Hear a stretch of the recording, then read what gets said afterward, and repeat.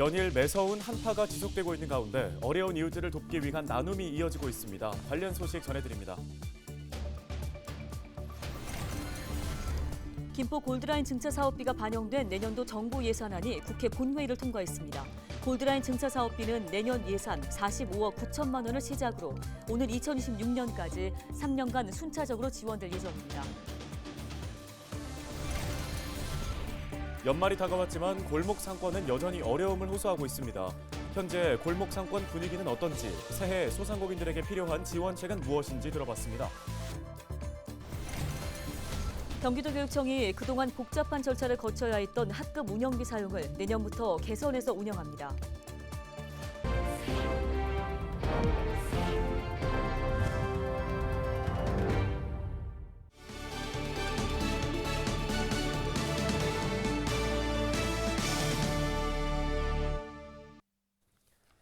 여러분 안녕하십니까? 헬로티비 뉴스입니다. 연일 매서운 한파가 이어지고 있습니다. 이럴 때일수록 어려운 이웃들은 도움의 손길이 더 간절할 수밖에 없습니다. 네, 한 해를 마무리하는 연말, 기부의 의미를 되새기게 하는 행사가 부천에서 열렸습니다. 이정화 기자가 전해드립니다. 부천 희망재단 기부자 송년의 밤, 유산 기부자가 나왔습니다. 평생 의사로 일하며 지역에서 아픈 사람들을 돌봐온 김서영 씨.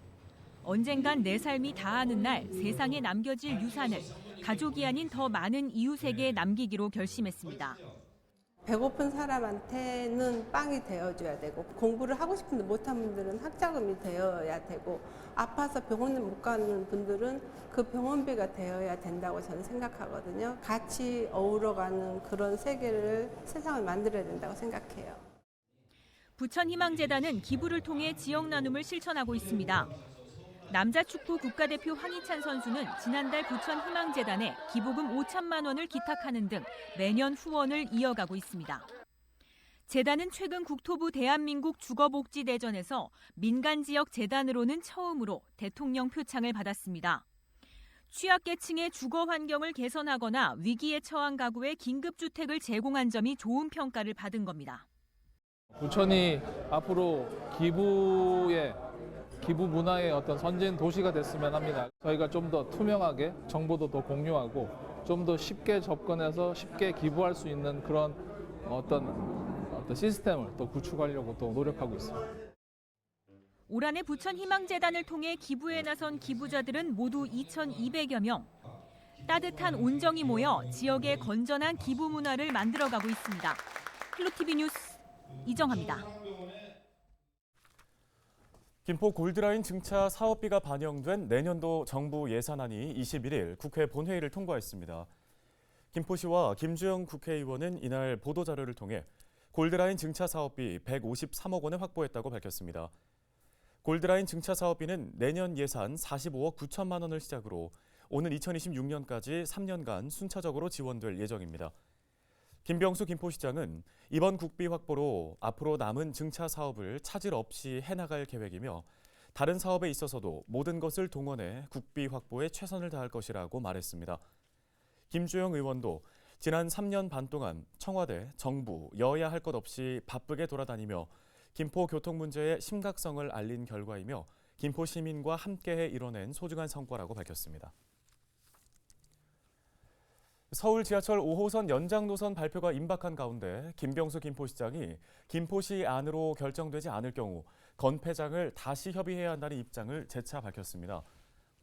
김 시장은 지난 21일 자신의 SNS를 통해 막판에 성급한 역주장으로 협상이 완전히 틀어졌다며 김포시 안대로 결정나지 않으면 건폐장 처리는 재협의해야 한다고 밝혔습니다. 앞서 대도시권 광역교통위원회는 5호선 연장 노선을 두고 인천시와 김포시 간 합의가 이뤄지지 않자 올해 연말까지 노선안을 확정하겠다고 발표한 바 있습니다. 노선 발표가 임박하면서 지역 정치권에서는 당초 인천시와 김포시가 제출한 노선안에는 반영되지 않았던 추가 역 설치 요구가 나오고 있는 상황인데요.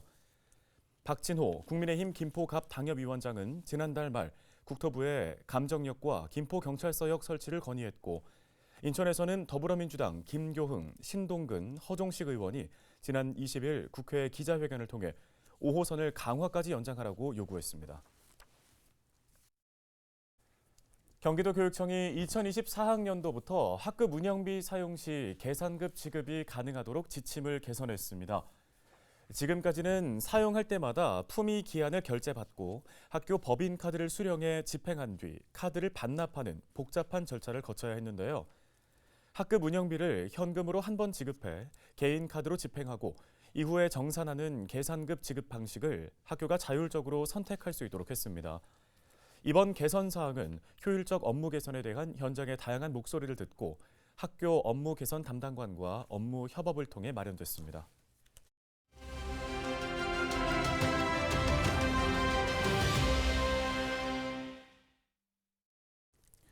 2023년 한 해가 저물고 있습니다. 골목 상권의 분위기는 어떤지, 또 새해에는 소상공인들에게 어떤 지원 대책이 필요할지 도움 말씀 나눠보도록 하겠습니다. 네, 이호준 경기도 골목 상점가 연합회장이 전화 연결돼 있습니다. 먼저 올해 골목 상권 분위기가 전체적으로 어땠는지 궁금합니다. 예, 코로나19로 인한 좀 집합 금지가 풀리고 다시 예전 일상으로 돌아갈 수 있다고 생각했었는데 요런 바람들이 좀 무참히 깨졌었죠. 러시아 우크라이나 전쟁으로 시작된 고물가, 고금리, 또 고환율 요런 이른바 삼고 현상으로 인해서 경기가 좀 급속하게 가라앉고 있는 상황에서요. 골목에 돈이 돌지 않는 소위 돈맥경화 상태로 시작한 2023년이었습니다. 여기에 전기세, 또 가스비, 4대 보험료 인상 등으로 지출이 더 많아졌고요. 또 물가가 오르다 보니 원료 가격이 자연스럽게 상승할 수밖에 없는데요. 그러면 당연히 음식 등의 가격도 올릴 수밖에 없는데 또 가격을 올리면 서민들 발길이 줄어들까 봐 함부로 가격도 못 올리고 또 본인의 마진을 줄이는 방식으로 버텨내고 있는 좀 아주 어려운 시기를 좀 버텨내고 있는 상황입니다.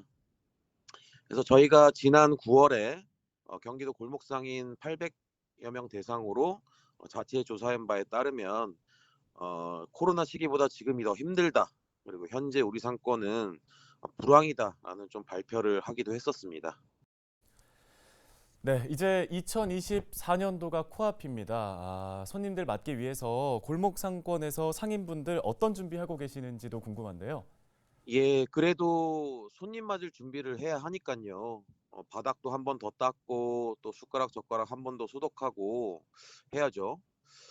그런데 운영이 어려울 정도로 장사가 안 되는 곳, 또 그중에서 고용이 있는 사업장의 경우는 급여 지급 능력이 떨어지다 보니까 고용을 좀 줄이고 사장이 직접 일하겠다는 그래서 본인 근무 시간을 늘리겠다고 하시는 분들이 많습니다.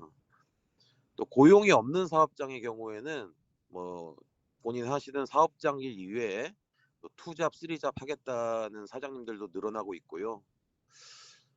그런데 뭐 자영업자뿐 아니라 요즘 국민들 모두가 좀 어려운 상황에 처해 있는 것 같아요. 그래서 지난 9월 기준으로 생명보험사들이 보험 해약금, 환급금이 지난해 대비 5조 151억 원이 늘었다고 하더라고요. 그러니까 이때까지 냈던 납입금보다 손해를 보더라도 현재 너무 힘들기 때문에 보험을 해약하는 사례들이 늘어나고 있는 것이죠. 다들 2024년이 올해보다 더 힘들 것 같다는 예상을 하고 계시는 것 같습니다. 어떻게 버틸 것인지에 대한 생각을 하다 보니까 여러 지출을 줄이면서 좀 버텨야 한다는 생각으로 내년을 준비하게 되는 것 같습니다. 네, 내년에는 지자체와 정부에서 자영업자들을 위해서 어떤 대책들을 좀 마련해야 한다고 보세요?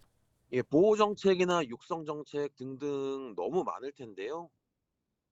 그럼에도 불구하고 무엇보다도 경기 부양 정책이 가장 시급하다 할 수 있겠습니다. 장사가 안 되니까 나가는 비용을 줄인들 낼 돈이 없는 상황이거든요.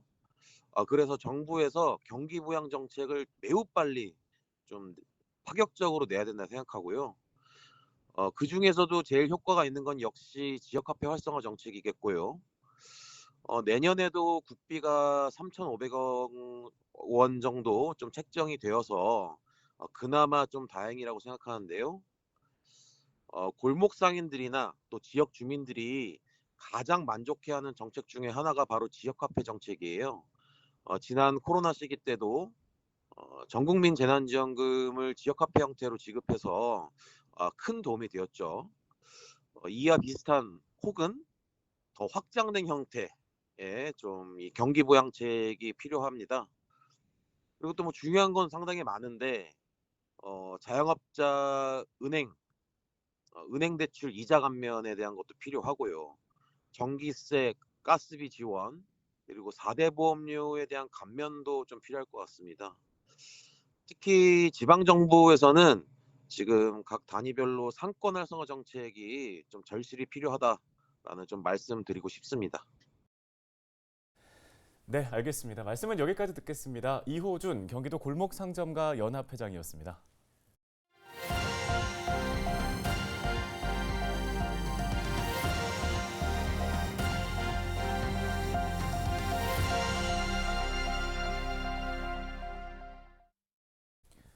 지역 소멸을 막아라 케이블 TV 공동 기획보도 순서입니다. 전국 각지가 지역 소멸 문제에 대한 해법 마련에 분주한 가운데 문화가 대안으로 주목받고 있습니다. 공동 기획보도 이번 시간엔 양평군의 사례를 소개합니다. 양평군 아트로드 조성 사업이 지역의 활력소가 되고 있는데요. 딜라이브 뉴스 신승훈 기자가 전해드립니다.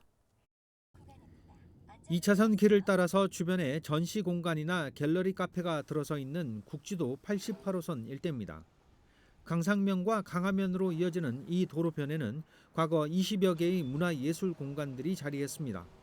이후 지난 2012년 520억 원 규모로 추진된 남한강 예술특구 조성 사업이 무산된 후 다수의 공간들이 어려움을 겪고 있습니다. 단순히 문화예술 작품을 전시 판매하는 것으로서는 이 시설을 운영할 만한 충분한 경제적인 수익이 발생하지 않는다는 것이 가장 큰 이유입니다. 하지만 여전히 많은 예술인들의 작업 공간과 전시장들이 남아있어 다시 한번 아트로드를 살려야 한다는 목소리가 높아지고 있습니다. 지난해 출범한 강상 강하 아트로드 포럼은 올해 두 번째 행사를 열었습니다. 포럼 측은 아트로드라는 이름으로 예술 작품들의 전시 공간을 확보하고 일반 관객들의 참여를 쉽게 하는 문화 환경을 조성하겠다는 목표를 갖고 있습니다. 남녀노소를 막론하고 불특정 다수인들이 공감할 수 있는 그런 장소, 복합문화 공간이라고 할까요? 그런 것을 최대한대로 활용을 할 계획입니다. 민선 8기 양평군의 핵심 과제에도 담긴 아트로드 계획은 양평군의 문화도시 사업의 한 축을 담당하게 될 전망입니다. 현재 진행 중인 용역에 따라 강상과 강하, 양강섬, 굴림미술관 등의 문화 인프라를 연결하는 방안이 모색 중입니다. 그 양평 예술인에 대한 DB 작업을 시작은 하고 있습니다만 그 사업과 더불어서 저희가 이번에 용역하는데도 설문이나 공청회를 통해서 양평군 국민들이 어떤 방향을 원하는지 그런 걸 좀 같이 좀. 문제는 양평군이 올해 보통교부세와 부동산 교부세 등에서 393억 원 등 모두 600억 원 규모의 세수 감소가 우려된다는 점입니다. 따라서 내년 신규 사업이 사실상 모두 중단될 가능성이 높아 아트로드 사업의 재추진도 이 같은 맥락에서 예산 확보가 관건이 될 것으로 보입니다. 딜라이브 뉴스 신승훈입니다.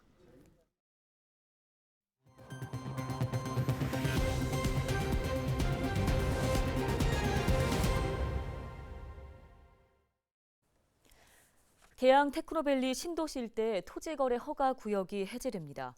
인천시는 26일 계양구 귤현과 동양, 박촌, 병방과 상야, 방축동 일대 4,502필지 8.4제곱킬로미터입니다.